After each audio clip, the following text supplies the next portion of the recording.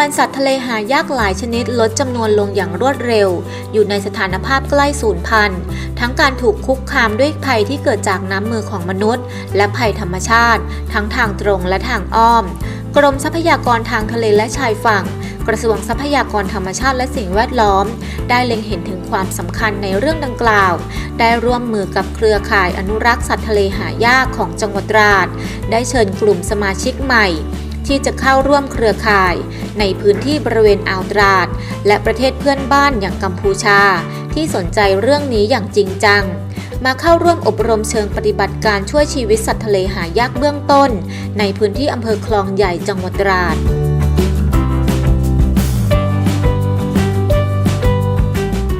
ครับก็กิจกรรมในการฝึกอบรมการช่วยชีวิตสัตว์ทะเลหายากนะครับก็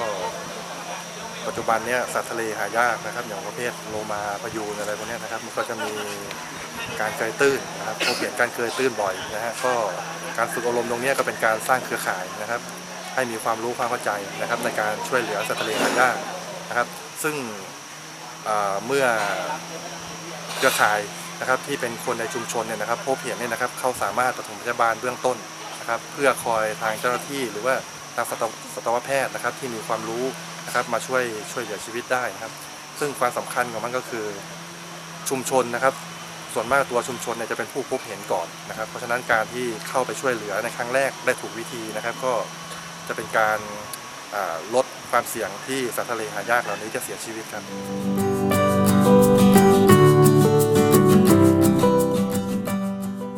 ประเทศไทยถูกจัดว่ามีสัตว์ทะเลหายากน้อยลงทุกทีและใกล้สูญพันธุ์ทั้งนี้หน่วยงานที่ทำงานเกี่ยวกับสัตว์ทะเลหายากในประเทศไทยยังมีน้อย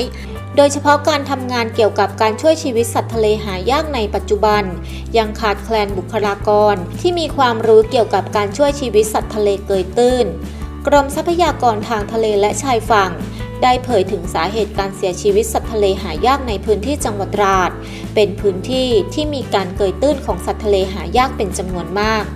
ด้วยเหตุนี้จึงต้องมีการให้ความรู้ในการจัดการช่วยชีวิตสัตว์ทะเลหายากอย่างเหมาะสมและถูกวิธีและมีทีมสัตวแพทย์จากกรมทรัพยากรทางทะเลและชายฝั่ง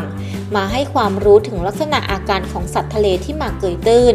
การบาดเจ็บหรือการเสียชีวิตทั้งนี้ต้องขอความร่วมมือให้พี่น้องชาวประมงให้มีความระมัดระวังในการใช้เครื่องมือการทำประมงซึ่งในส่วนของภาคประชาชนเองควรร่วมมือกันพิทักษ์รักษาท้องทะเลไทยเพื่อเป็นแหล่งที่อยู่อาศัยสัตว์ทะเลหายากรวมถึงการอนุรักษ์ฟื้นฟูและลดแนวโน้มการลดของกลุ่มประชากรสัตว์ทะเลหายากที่มีความเสี่ยงต่อการสูญพันธุ์อย่างยิ่งเพื่อให้สัตว์ทะเลหายากชนิดต่างๆจะได้อยู่คู่ท้องทะเลไทยตลอดไปชื่อชลาทิพย์จันทร์ชมพูค่ะนักวิชาการประมงชำนาญการ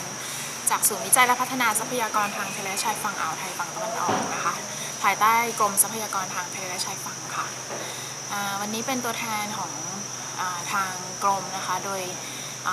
ท่านอธิบดีชลทิศสุรสวัสดีค่ะท่านก็เล็งเห็นว่าสถานการณ์ของสัตว์ทะเลหายากและใกล้สูญพันธุ์โดยเฉพาะในพื้นที่จังหวัดตราดนะคะก็มีเหตุการณ์ที่มีการเกยตื้นจำนวนมากก็เลยอยากจะให้มีการจัดอบรมเชิงปฏิบัติการช่วยเหลือชีวิตสัตว์ทะเลหายากเบื้องต้นในครั้งนี้นะคะก็มีวัตถุประสงค์เพื่อที่จะสร้างเครือข่ายในพื้นที่อ่าวไทยฝั่งตะวันออกโดยเฉพาะพื้นที่จังหวัดตราดนะคะที่มีจำนวนโลมาอิรวดีค่อนข้างมากซึ่งโดยประมาณเนี่ยเราสามารถประเมินได้ประมาณ200ตัวแต่ว่าหลายๆปีที่ผ่านมาอัตราการตายก็ค่อนข้างสูงนะคะก็เลยให้ความสนใจในพื้นที่จังหวัดตราดมากเป็นพิเศษนะคะนอกเหนือจากที่จะมาสร้างเครือข่ายในพื้นที่จังหวัดตราดแล้วเราก็อยากจะมาให้ความรู้ในเรื่องของการช่วยเหลือสัตว์เบื้องต้นทำให้โอกาสในการรอดของสัตว์ทะเลที่เกยตื้นนะคะมีมากขึ้นก็เป็นการให้ความรู้โดยเรามีทีมสัตวแพทย์นะคะจากกรมทรัพยากรทางทะเลและชายฝั่งเนี่ยก็มาให้ความรู้กับคนในพื้นที่อ่าวตราดนะคะ